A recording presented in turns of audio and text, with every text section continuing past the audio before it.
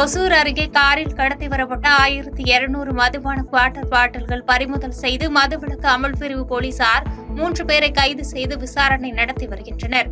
கர்நாடக மாநிலத்திலிருந்து கிருஷ்ணகிரி மாவட்டம் ஒசூர் வழியாக காரில் தமிழக அரசால் தடை செய்யப்பட்ட கர்நாடக மாநில மது பாக்கெட்டுகள் கடத்தப்படுவதாக தேசிய போதைப்பொருள் நுண்ணறிவு பிரிவினர் ஒசூர் மதுவிலக்கு அமல் பிரிவு போலீசாருக்கு தகவல் அளித்தனர்.